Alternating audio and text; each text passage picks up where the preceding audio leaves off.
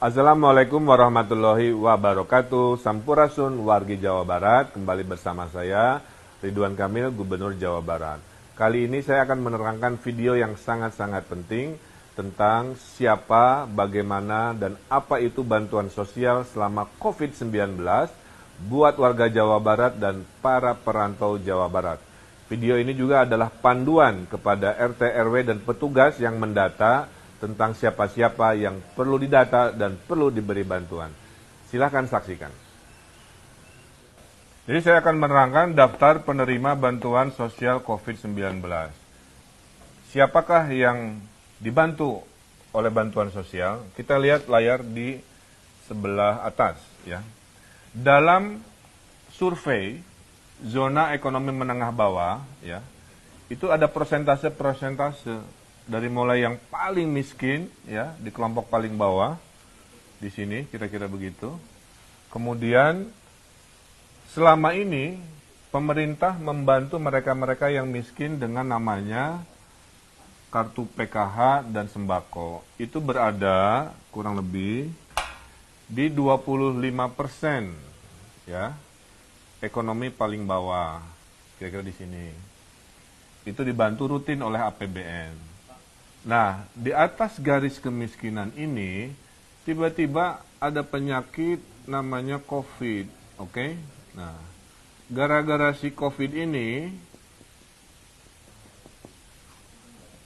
ada kelompok dari 25-40%, tadinya hidupnya normal. Tidak usah minta bantuan, walaupun hidupnya pas-pasan.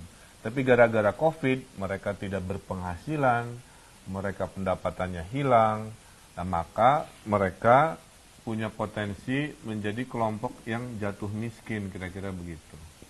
Nah, kelompok dari 25-40% inilah yang dibantu oleh 1 APBN, 2 oleh APBD provinsi, dan 3 oleh APBD kota kabupaten. Nah, bantuan dari pemerintah jumlahnya sangat banyak. Alhamdulillah. Ada 9. 1, 2, 3, 4, 5, 6, 7, 8, 9. 1 kita sebut namanya program keluarga harapan PKH. 2, kartu sembako. Nomor 1, nomor 2 ini adalah untuk yang miskin lama, yang sebelum COVID sudah dibantu. Sehingga walaupun dia miskin, dia tidak akan mendapatkan bantuan nomor 3 sampai 9 karena sudah dibantu dari bulan Januari dan akan dibantu sampai bulan Desember, kira-kira begitu. Nah, dari nomor 3 bantuannya sampai pintu nomor 9 ini muncul gara-gara ada si COVID ini. Kira-kira begitu. Nah, apakah pintu nomor 3 sampai 9 itu? 1, di nomor 3 ada bantuan presiden. Tapi ini untuk Jabodetabek perantau supaya tidak mudik. Ya. 4, ada kartu prakerja. Kartu prakerja ini untuk pengangguran atau mereka yang kena korban PHK. Kalau Anda kena PHK, baru-baru saja diberhentikan, maka pintunya dari 9 pintu ini, kartu prakerjalah penolong Anda. Nomor 5, ada kota, ada desa. Nah, kalau Anda terdampak oleh COVID ini, tapi KTP dan tinggalnya di desa, maka nomor 5 inilah yang membantu Anda, yaitu dana desa. 30% dari dana desa sudah ditugaskan membantu COVID-19. Nomor 6, adalah bantuan Kementerian Sosial untuk umum, profesi tukang gorengan, profesi supir angkot mungkin, profesi ojek pangkalan, profesi seni, apa yang merasa terkorbankan dan tidak bisa hidup, itu dibantu oleh nomor 6. Sisanya, kalau sudah nomor 1, 2, 3, 4, 5, 6 ini masih kurang, masuklah bantuan dari provinsi, dari saya, dari para DPRD yang terhormat. Juga Kalau masih kurang dari provinsi, masuklah bantuan sosial dari kota kabupaten. Dan terakhir, kalau masih ada yang tidak punya KTP, tidak punya kartu keluarga, sektor informal yang tidak tersurvei, misalkan ada anak jalanan, gelandangan, pengemis, dan lain-lain yang tidak biasa masuk ke data, maka ada program kemanusiaan, yaitu program untuk memberi makanan, atau kita sebut juga program nasi bungkus. Jadi insya Allah ya, tidak boleh ada yang kelaparan di tanah Jawa Barat. Mereka yang berkesusahan akan diberi pertolongan. Kita simulasikan, Pak, kalau saya PHK, saya dapat bantuan dari mana? Dari Pak Gubernur, dari Pak Presiden, atau dari mana? Nah, kita simulasikan. Kalau Anda kena PHK atau pengangguran, katakanlah nama Anda Luna Maya, ya. Dan ini saya ngarang-ngarang, mohon izin. Maka dari pintu nomor 3, nomor 9 gara-gara COVID ini, yang kena PHK berada di zona bantuan kartu prakerja. 600.000 kali 3 bulan, dan lain-lain. Pada saat Anda sudah mendapatkan kartu prakerja, bantuan 600.000 kali 3 bulan, Anda tidak berhak lagi, walaupun tinggalnya di desa, atau meminta bantuan dari Kemensos, dari Bansos Provinsi, Kokap, nggak boleh. Hanya dari kartu prakerja, insya Allah cukup. Simulasi kedua, jika ada warga desa menjadi lebih susah hidupnya karena COVID, katakanlah namanya Sahrini, Ampura Ece Sahrini, saya pakai namanya, maka Sahrini ini dibantunya tidak di nomor yang lain, hanya di nomor bantuan nomor 5, namanya dana desa.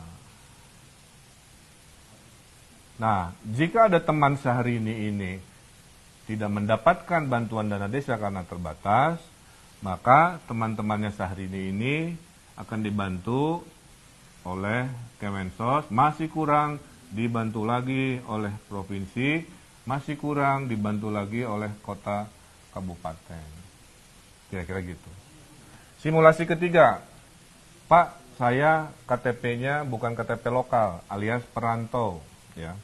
Kalau Anda perantaunya tinggalnya di Jabodetabek, maka Anda dibantu Pak Jokowi oleh Pak Presiden, 600.000 kali 3 bulan juga. Maka perantau ini masuknya adalah bantuan nomor 3, yaitu Bansos Presiden. Ya. Nah, jadi para perantau Bodebek di Jawa Barat, pintu bantuan Anda jangan yang lain-lain, jangan hanya ke gubernur, bantu di Bansos Presiden. Tapi kalau perantaunya ada di kota Bandung, bukan di Bodebek, maka para perantau ini dibantu oleh bansosnya provinsi. Kira-kira begitu. Clear ya? Tidak boleh ada yang kelaparan di tanah Jawa Barat. Mau KTP Jawa Barat, bukan KTP Jawa Barat dibantu. Yang bukan KTP Jawa Barat perantau, kalau tinggalnya di Jabodetabek dibantu Pak Jokowi. Kalau tinggalnya di luar Jabodetabek dibantu kami dari provinsi. Kira-kira begitu. Simulasi berikutnya, profesi umum, ya. Karena ada istilah apa? Kenapa ojol aja yang kesannya dibantu? Dalam bantuan pemerintah nggak milih-milih profesi. Selama dia jatuh miskin gara-gara COVID, apapun profesinya itu kita bantu. Nah, ini Cinta Lora misalkan menjadi jatuh pada rawan miskin ke arah kemiskinan, profesinya umum, maka tadi kalau profesi umum ini tinggalnya di desa, didahulukan dana desa, ya. Kalau dia profesi umum ini sudah habis bantuan dari desa atau tinggalnya di kota, dia masuklah bantuan pintu nomor 6 dari Kemensos, 600.000 kali 3. Ternyata teman-temannya Cinta Laura yang seprofesi nggak kebagian di bantuan nomor 6, jangan khawatir. Bantuan nomor 7 akan masuk jika tidak cukup bantuan nomor 6 dan tidak cukup nomor 6, nomor 7, maka bantuan dari wali kota, bupati masuk di sini. Terakhir, jika Anda tidak masuk zona formal yang bisa disurvei, baik perantau atau KTP lokal, katakanlah anak jalanan, saya simulasikan, di sini namanya Lucinta Luna, katakanlah Lucinta Luna ini anak jalanan, maka memang dia tidak bisa mendapatkan karena tidak punya alamat dan nama ber-KTP yang jelas, maka dibantunya ada di zona yang namanya program bantuan makanan.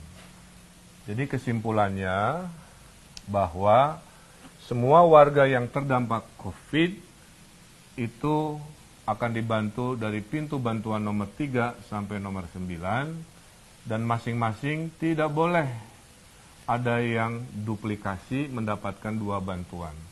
Tugas RW, tugas RT, tugas kepala daerah tingkat 2 membuat daftar berapa ribu yang kelompok 1, berapa ribu yang kelompok 2, berapa ribu kelompok 3, 4, 5, 6, 7, 8, 9.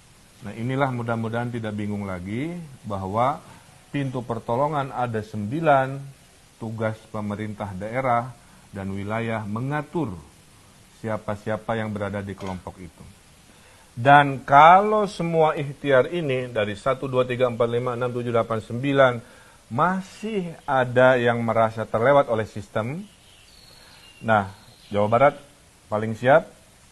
Anda tinggal lapor di aplikasi Picobar, tolong di-download di Play Store. Okay. Aplikasi Picobar, P-I-K-O-B-A-R, Pusat Informasi Koordinasi COVID Jawa Barat. Nanti di dalam aplikasi Picobar ada fitur namanya aduan. Adukan di sana, Pak, saya curhat, saya kelewat, saya nggak masuk pintu nomor 1 sampai 9, tolong Pak. Nah, masukkan ke aduan sini nanti diproses. Kami sudah siapkan anggarannya kepada mereka yang mungkin terlewat oleh sistem ini. Jadi semua insya Allah sudah siap buat warga Jawa Barat. Hatunun. Terakhir dari saya, sedikit nasihat. Dalam suasana sulit ini, saya mendoakan, karena pemerintah tidak akan sanggup bisa menolong semua orang, maka saya mendoakan agar masih bisa menjadi kelompok tangan di atas yang memberi kepada tangan di bawah. Tangan di atas ini adalah orang-orang yang paling mulia. Saya terharu ada Hafiz namanya, anak SD dari Kabupaten Bandung Dayakolot, menyumbangkan jajannya untuk membantu COVID. Walaupun dia berkesusahan juga, ibunya tukang bakso yang terdampak COVID, tapi dia bersemangat mendabungkan dari tabungannya untuk menolong.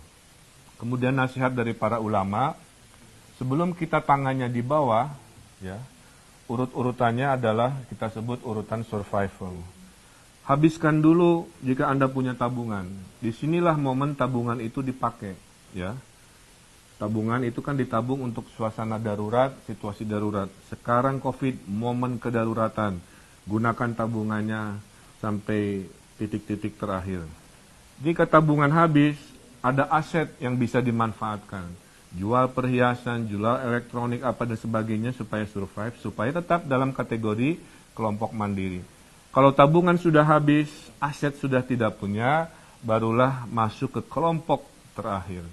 Jadi saya harap mereka yang masih punya tabungan aset, jangan buru-buru berada di kelompok tangan di bawah menerima bansos. Ini untuk mereka yang betul-betul kepepet, sudah tidak punya tabungan, tidak punya aset.